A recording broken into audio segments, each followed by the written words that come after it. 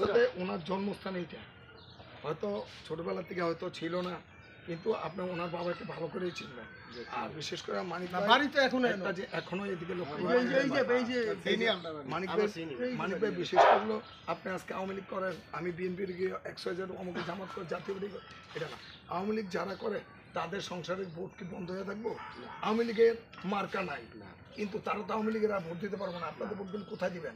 আওয়ামী লীগ যখন করেন নিজের ব্যক্তিগত মনের চাহিদা আছে, আওয়ামী লীগ করেন। আজকে আওয়ামী লীগ নাই, তাদের নিজের দোষের কারণ হোক বা নেতাকর্মীদের দোষের কারণে হোক তাদের পতন হয়েছে, আল্লাহর তরফ থেকে হয়েছে। কিন্তু এখন আপনার ভোটটা তো গণতান্ত্রিক পর্যায়ে, আপনাকে আপনার ভোটের অধিকারটা তো আপনাকে প্রয়োগ করতে হবে। আপনি তো কাউ না কাউ এই দেশে যারা আছে বর্তমান নির্বাচন যেটা বলে তাদের মধ্যে তো মন্দের ভালো যে আছে তাকে আপনাকে দিতে হবে। মানিক ভাই আপনাদেরকে সালাম জানাইছে।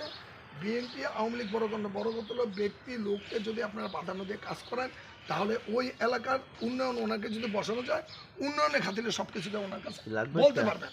এই জন্য মানিক ভাই সালাম জানাইছে। মেহরবানি করে আপনাদের ভোটটা একটু যারা আছেন, এইবার ফ্যাসিস্ট সরকার নাই, মেহরবানি করে অনেকদিন পর ভোটের সুযোগ আসছে, আপনারা নিজের ভোটটা প্রয়োগ করার জন্য সেন্টারে যাবেন, নিজে ভোটটা দেবেন।